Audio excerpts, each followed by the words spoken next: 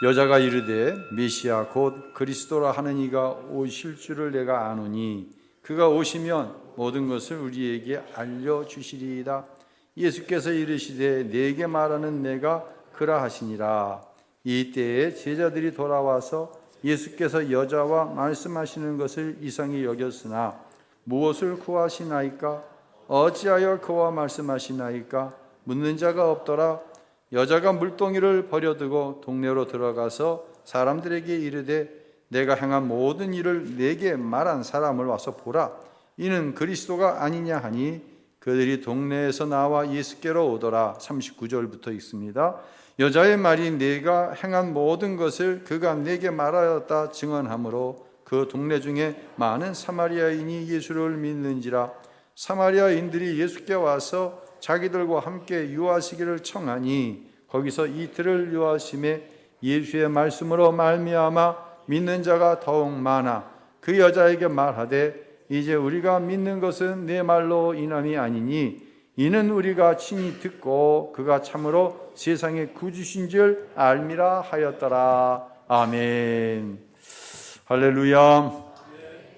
찬양대 찬양을 잘해 주셨는데 찬양도 은혜가 되지만 얼굴 표정이 너무 행복해 보여가지고 무슨 다 좋은 일들만 있었나 봐.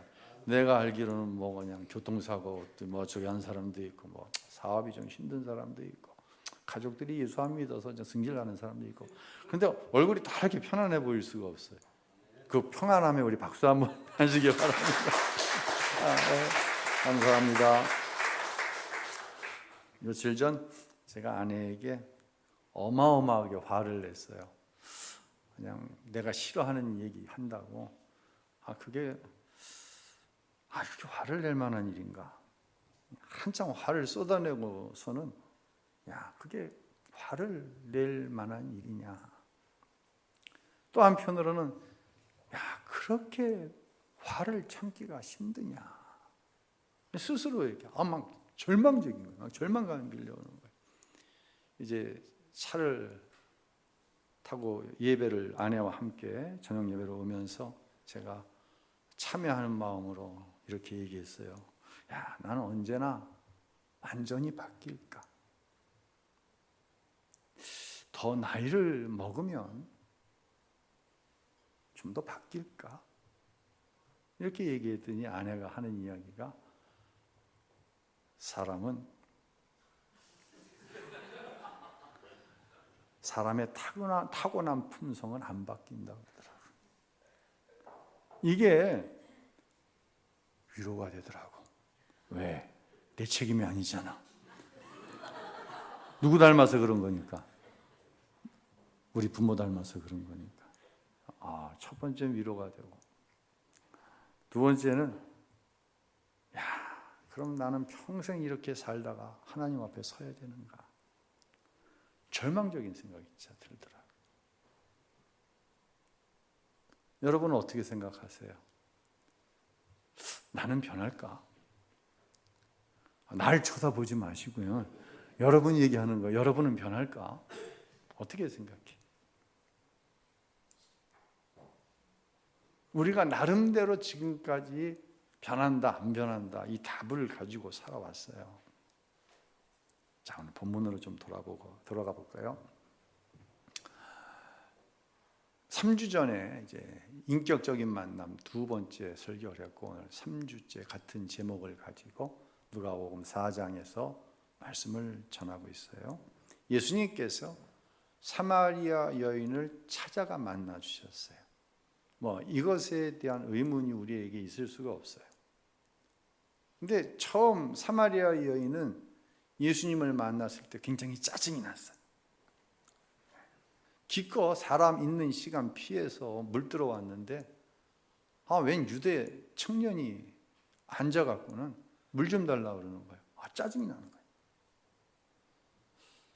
그래서 좀 짜증을 냈어요. 그랬더니 이 청년이 다짜고짜 남편을 데리고 오래? 지가 뭔데?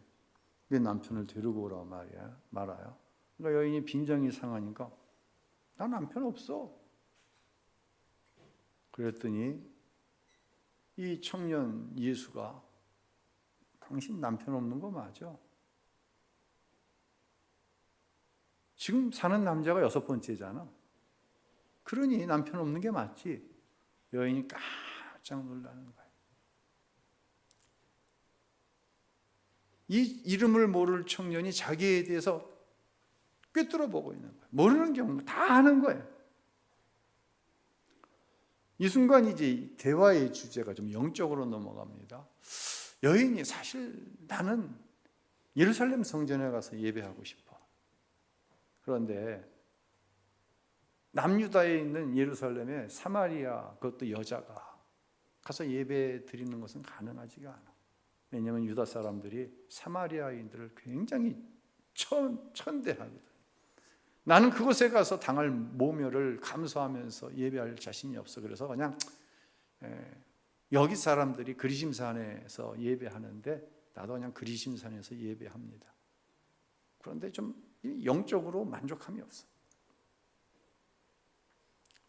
그랬더니 예수님께서 어디서 예배하는 거 그것도 중요할 수 있지만 그것보다 더 중요한 것은 신령과 진정으로 하나님 앞에 예배하는 것입니다. 다른 말로 얘기해서 하나님을 인격적으로 예배하는 것이 중요합니다 라고 얘기하신 거예요. 그랬더니 이 여자가 그렇죠, 내가 기다리던 메시아 그리스도가 오면 그렇게 될 거예요. 그랬더니 예수님께서 툭 하고 자기 자신에 대해서 이렇게 소개를 합니다. 26절입니다. 함께 읽을까요? 내가 말하는 내가 그라 하니라. 내가 그다, 바로 내가 당신이 기다리던 그리스도입니다 라고 이야기를 한 거예요. 이 순간 이제 먹을 것을 구하러 동네에 들어갔던 제자들이 옵니다. 보니까 우물 곁에서 예수님은 앉아 있고 여인은 그 앞에 서서 대화를 나누는 거예요. 이게 사실은 그 시대적인 상황에서는 있을 수가 없는 일이에요. 어디 남자와 여자가 단 둘이서 외간 남자와 외간 여자가 대화를 나누고 있냐고요. 더구나 이 여인은 사마리아 사람이고 남자는 유대 사람이잖아요. 유대 사람이 사마리아 사람들을 개처럼 여기는데, 더구나 이 여인은 6번째 남편하고 사는 여자야.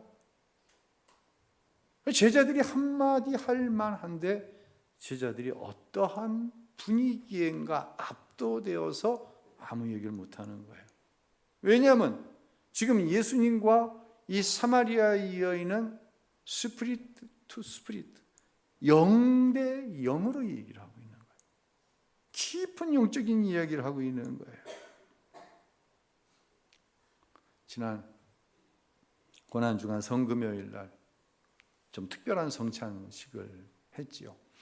주일날은 뭐 그렇게 할 수가 없습니다, 시간적으로. 특별한 성찬식을 하고 나름대로 신자들이 이 성찬식에 어떤 은혜를 받았을까 좀 궁금했어요. 그리고 토요일날 대청소 날이 됐는데 여러분이 성찬식에 대해서 저에게 이렇게 얘기를 하더라고요. 목사님, 빵 너무 맛있었어요. 참 고마워요, 그렇게 말씀해 주셔서. 빵 너무 맛있었어요. 목사님 혹시 이거 직접 만든 거예요? 아니면 어느 제과점에서 사셨어요? 나도 거기 가서 좀 사 먹으려나 봐요. 그래서 제가 생각하기를 다음부터는 좀 빵을 많이씩 띄워서 줘야 되겠다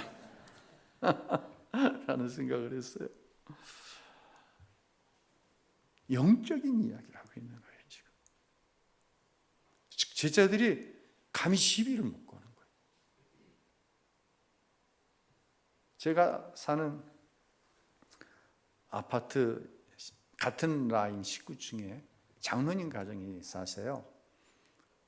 새벽 기도를 갔다 오면 거의 엘리베이터 앞에서 만나요. 이 권사님이 뭐 제가 출근하다가나 아니면 퇴근할 적에 만나면은 물어요. 권사님 어디 다녀오세요? 그럼 10번 중에 9번은 어디 다녀온다? 교회 다녀온다 그러시는 거예요. 근데 교회가 멀어요. 저 양천구에 있어요. 그래서 저희 집에서는 우리 교회 쪽으로는 대중교통이 없어요. 그러니까 광명 사거리 쪽으로 가서 개봉 쪽으로 돌아서 이렇게 우리 교회로 오더니 양천구 쪽으로 빠져나가야 돼. 교회가 뭔데? 새벽기도. 그리고 교회 봉사 안 빠져요. 결국은 교회 가까운 목동으로 이사를 가셨어요. 그런데 우연히 이 장로님의 카카오톡에 보면 프로필이 있고 프로필 밑에 자기가 쓰고 싶은 한 줄 정도의 메시지를 쓰게 되어 있잖아요. 거기에 이렇게 쓰여 있는 거예요. 나의 본업은 하나님을 예배하는 일, 그리고 하트. 이 장로님은 나름대로 성공한 세무사예요. 세무사. 자, 당신 자기 세무사 사무실을 가지고 있어요. 그런데 자신의 본업은 하나님을 예배하는 일이라고 합니다. 삶의 목적이 돈 버는 일이 아니라 예배하는 일로 바뀌어진 거예요. 이 여인이 그런 거예요. 예수님을 인격적으로 만나면 삶의 목적이 변해요. 28절과 29절 읽겠습니다. 여인은 물 항아리를 내버려 둔 채 마을로 돌아가 사람들에게 말했습니다. 와서 내 과거를 모두 말해준 사람을 보십시오. 이분이 그리스도가 아니겠습니까? 여인은 물 항아리를 버려두었어요. 원래 하려던 일은 멈추고 자기가 가장 꺼리던 일을 하기 시작한 거예요. 예수님을 인격적으로 만나고 나니 변화가 생긴 거예요. 목적이 바뀐 거예요. 원래 하려던 일이 뭐죠? 물 길러 왔잖아요. 근데 물동이를 버려뒀어요. 왜 한낮 12시에 물을 들어왔죠? 사람들과의 만남을 피하기 위해서. 그런데 동네로 사람들을 만나러 들어가는 거예요. 예수님을 만나니 삶의 목적이 변한 거예요. 내 삶의 목적은 하나님을 예배하는 일입니다. 나의 본업은 하나님을 예배하는 일입니다. 이 여인이 동네에 들어가서 처음에는 무슨 얘기를 하냐면요.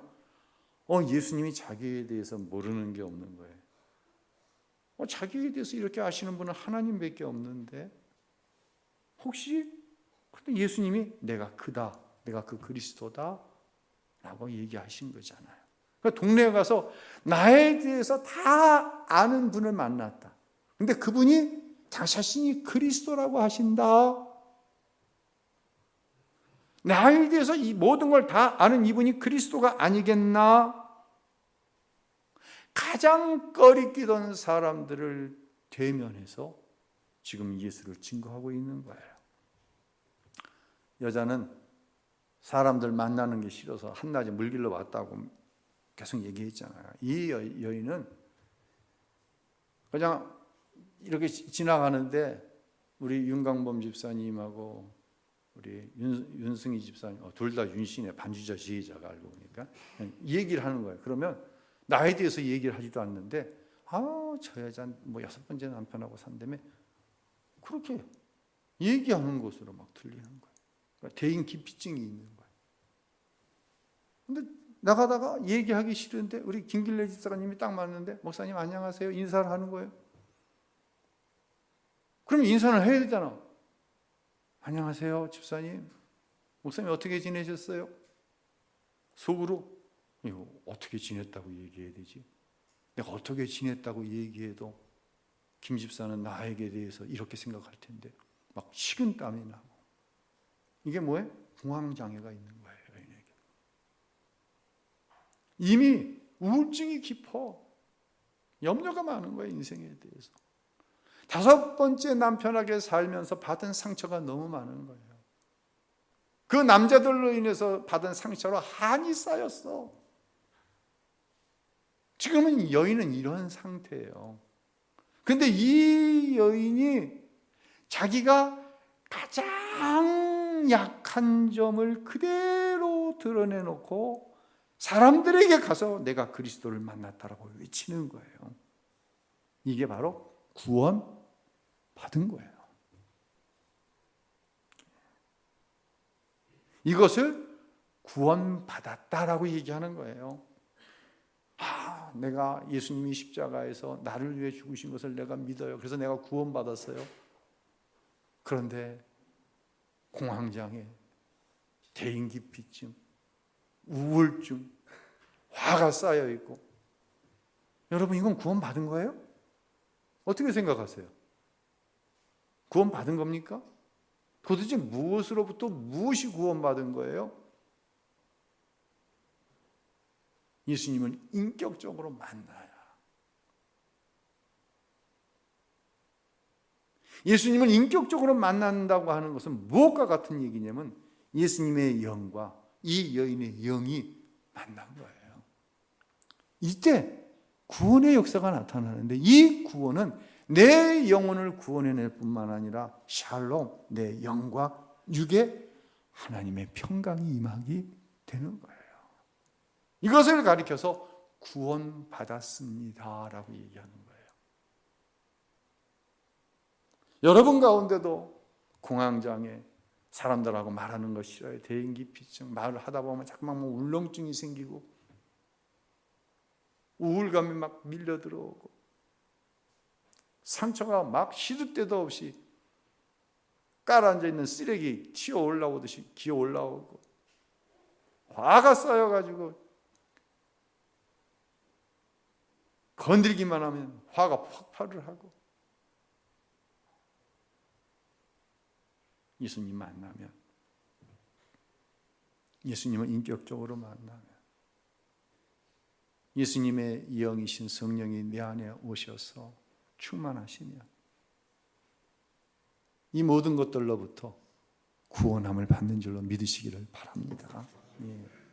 제가 부교육자로 섬기던 교회에 저보다 제 서울신학대학 2년 선배가 있었어요. 근데 이분이 대학을 졸업은 하지 않고 일찍 중퇴를 하고 자기 일을 했어요. 그리고 가정을 이루었습니다. 박집사인데 말이 없어. 진짜 한마디도 안 해. 근데 교회에서만 그런 게 아니라 집에서도 그래. 부인하고 한마디도 말을 안 해. 그러니까 자녀가 둘이거든요.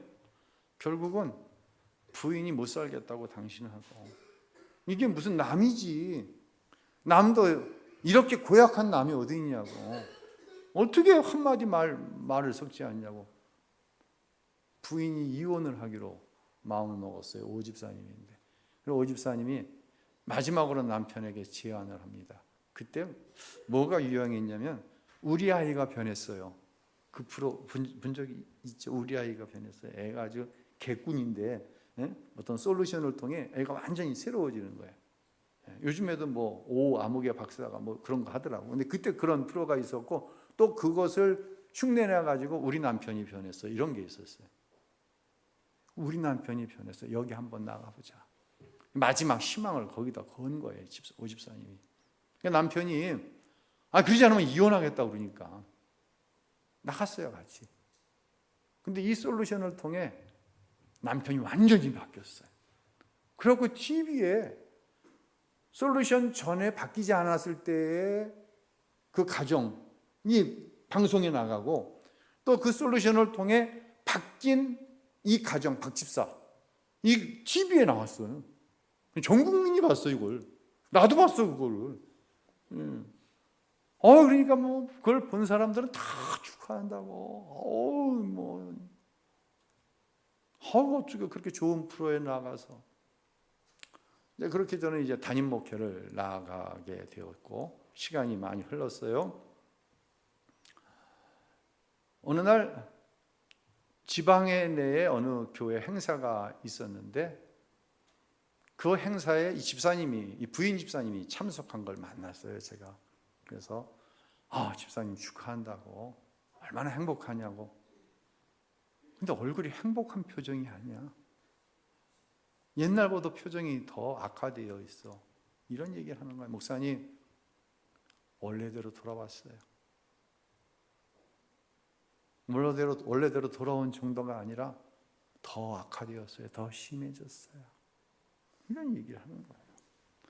저도 그 내적 치유라고 하는 이 영성훈련에서 하는 프로그램을 내가 담임하고 있는 교인들과 함께 한 2번 참여를 해봤어요. 그리고 내적 치유 프로그램에 제가 스텝으로도 섬겨봤어요. 사람들을. 변화가 보이더라고요. 그리고 얼마 전에 아버지 학교라고 하는 거 굉장히 유행이잖아요. 아버지 학교 가보신 분? 없네. 제가 전에 있던 교회에서는 꽤 여러 분 계셨거든요. 제가 아내한테 거기 좀 가라고. 거기 좀 가야 당신도 변한다고. 결국은 안 갔어 내가. 그런데 이게 변화되는 모습이 보이는데 그게 근본적으로 변한 게 아니에요. 근본적으로 변하지 않았으니 다시 돌아오더라고. 원위치로. 사랑하는 성도 여러분, 예수님을 인격적으로 만나야 변하는 거예요. 그래서 이게 복음인 거예요. 이게 기쁨의 소식인 이유가 여기에 있는 거예요. 사마리아 여인은 자신을 괴롭히던 이 정신적인 모든 질병에서부터 예수님을 만남으로 치유함을 받았어요. 이제 여인은 자신의 인격적인 만남, 그 예수님을 전하기 시작하는 거예요. 전도했다는 거예요. 자, 이 39절 한번 읽어보겠습니다. 자, 읽겠습니다. 그 마을에 사는 많은 사마리아 사람들은 여인이 그분이 내 과거를 모두 말해준 사람이다라고 증언했기 때문에 예수를 믿었습니다. 이게 첫 번째 단계죠. 예수를 믿긴 믿었는데 우리 장로님이 막 간증을 하시는 거야. 장로님이 만난 예수님 나도 한번 만났으면 좋겠다. 그 예수님이 살아계시는구나. 이렇게 믿은 거예요. 우리 권사님이 간증을 하시는데 이런 삶의 어려움이 예수님을 만난 이후로 이렇게 인격적으로 해결되어지는 은혜를 경험했대. 나도 그 예수님을 만났으면 좋겠다. 나도 그 예수를 믿는다. 이 정도로 사람들이 믿었던 거예요. 그러면 여기서 우리가 이제 3주 동안 해온 것에 대한 결론을 내려야 되겠죠. 인격적으로 예수님을 만난 것을 어떻게 알 수 있을까요? 어떻게 알 수 있을까요? 내가 예수님을 인격적으로 만났나 못 만났나 이것을 어떻게 알 수 있을까요? 이 얘기를 좀 마지막으로 드릴게요. 20대 청년 중 사망 원인 1위가 뭔지 아세요? 제가 엊그저께 신문을 통해 이거 보고 깜짝 놀랐어요.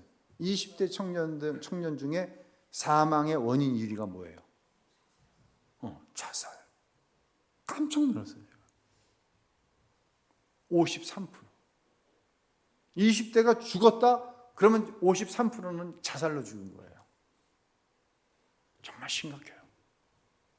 이 20대가 툭 건들면 무슨 일을 저지를지 몰라. 특별히 이 20대들 옆에 누가 있느냐가 중요해요. 굉장히 중요해요. 그 20대 옆에 누가 있는 것이 친구가 되었든 연인이 되었든 무엇이 되었든지 굉장히 중요해요. 정말 이 청년들에게는 예수가 필요해요. 그런데 왜 청년들이 교회를 떠날까요?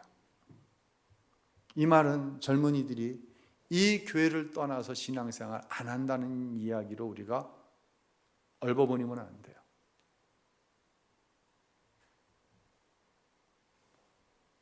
내 자녀가 교회를 안 다니는데 이 자녀는 예수를 만나기를 원하는 거예요.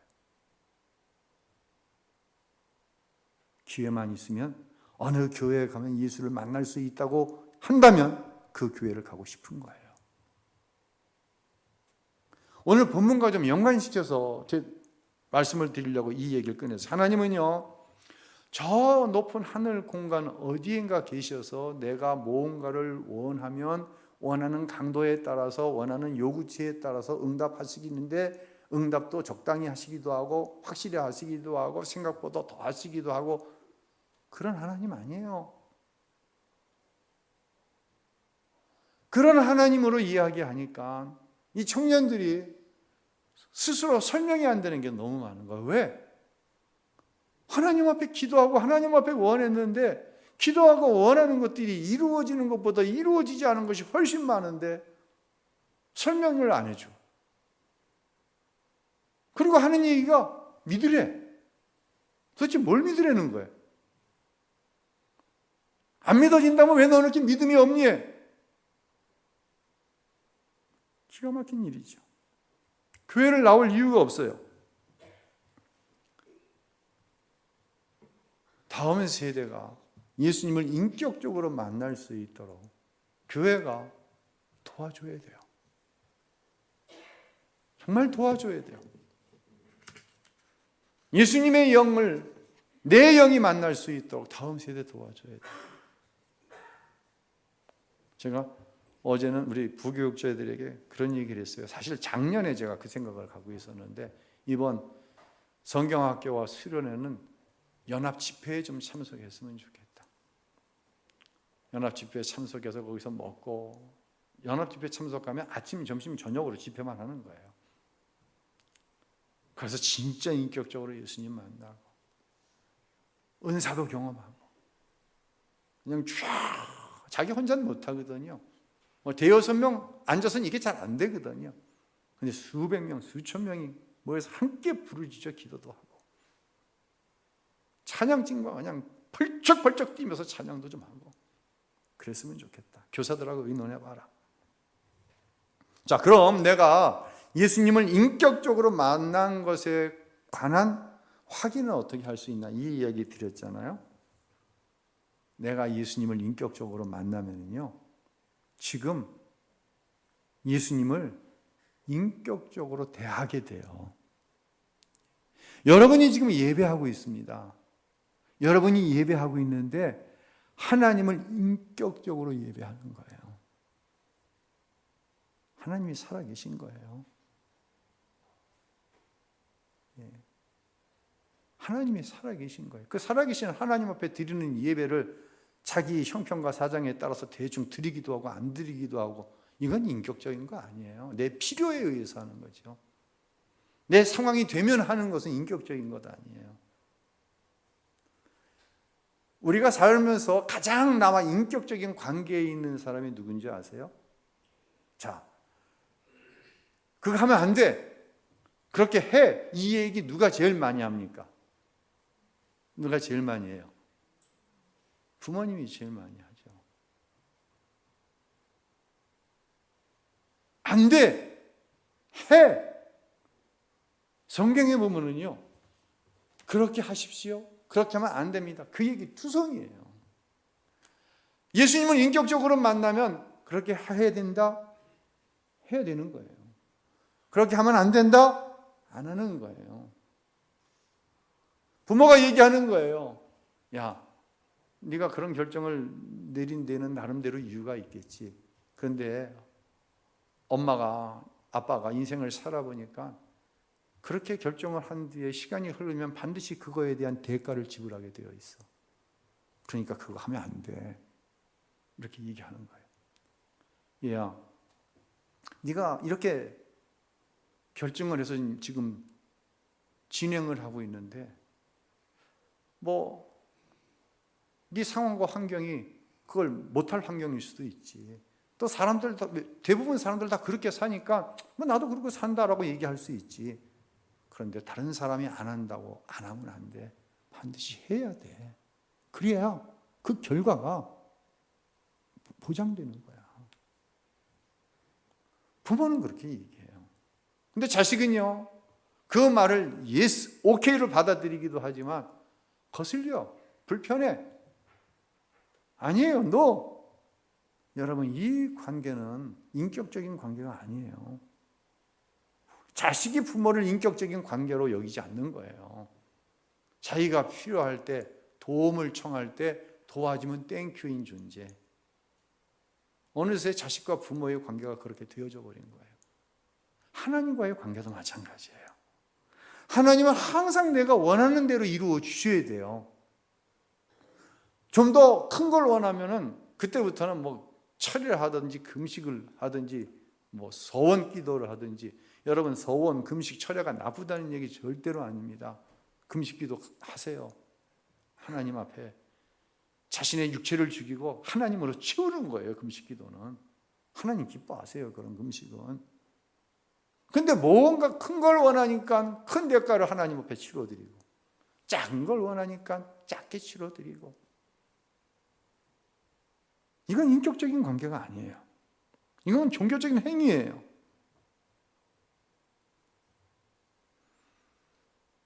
설교의 결론을 맺으면서 우리 안에 사마리아 여인을 내 안에서 만날 수 있었으면 좋겠어요. 40절부터 42절 읽겠습니다. 그래서 사마리아 사람들은 예수께 나와 그들과 함께 머물 것을 청했습니다. 예수께서는 이틀 동안 머무르셨습니다. 그래서 더 많은 사람이 예수의 말씀을 듣고서 믿게,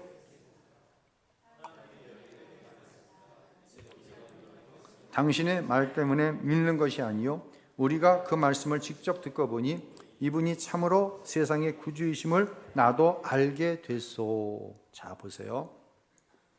처음에 사람들이 예수를 믿은 것은 이 여인이 바뀌었거든. 그러니까 이 여인을 이렇게 바꿔놨어? 그분이 예수 만나 보네? 그렇게 믿은 거예요. 그리고 예수님을 청합니다. 이틀 동안 자기 마을에 함께 거하달라고. 이틀 동안 뭐 하셨겠어요? 전도 집회 하신 거예요, 거기서.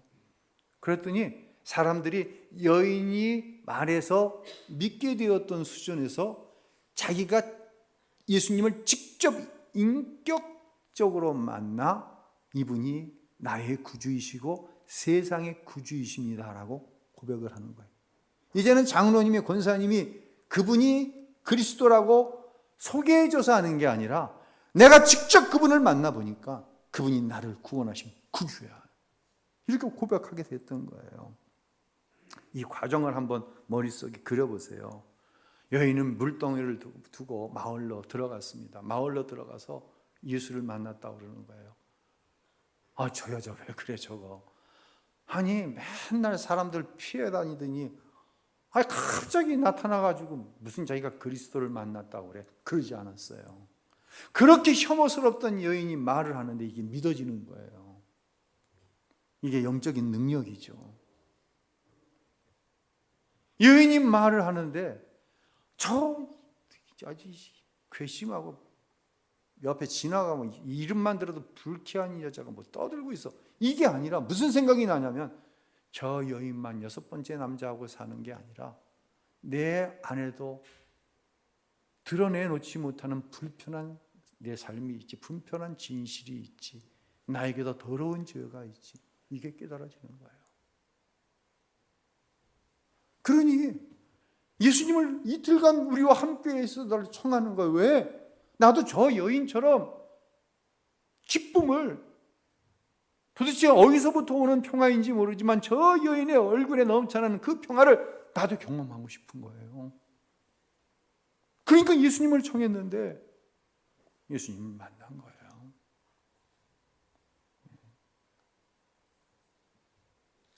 얼마나 놀라운 일이에요.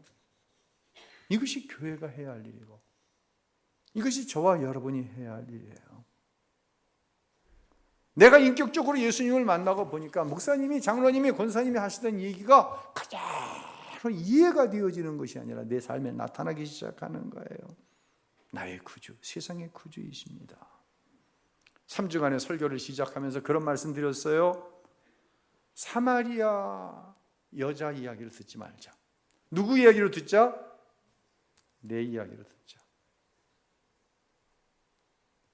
사마리아 여인이 구원받았습니다. 여기서 끝나는 것이 아니라 내가 구원받았습니다. 여전히 내 안에 죄의 성질이 남아있지만 나는 지금 성화의 과정을 거쳐 내 스스로 보기에도 기특할 만한, 내 스스로 보기에도 놀 만한 변화가 일어나고 있어요. 이 변화를 보면서 내가 구원받았습니다. 고백하는 거예요. 찬양대가 고백하는 거예요. 옆에 있는 찬양대원에게 자기가 만난 예수님, 자기가 경험하고 있는 변화를 말하고 싶어서 죽겠는 거예요. 이게 내 자랑이 아니라 내 안에 계신 예수님을 자랑하고 싶어서 정말 이거 어떻게 할 수가 없는 거예요. 이게 전도예요. 여러분을 축복하는 것은 나를 구원하신 예수님, 이 예수님을 말하고 싶고, 나를 변화시키신 예수님. 물론 내가 완성되어지지 않았지만 내 욕심이 변했어요. 예수님처럼 살고 싶어. 예수님만 전하고 살고 싶어. 이게 내 욕심이 된 거예요. 구원받은 증거죠. 여러분에게 이 증거가 있는 줄로 믿습니다. 나도 예수님처럼 살고 싶고 예수만 증거하는 삶을 살고 싶고, 이 욕심이 날마다 커지고 그 안에서 하나님께서 당신의 이름을 나타내기 위하여 나에게 하시는 일들이 있는 거예요.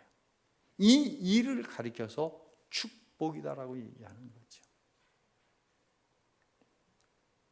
이런 은혜의 역사가 우리 모두 가운데 날마다 자라날 수 있게 되시기를 예수님의 이름으로 축원합니다.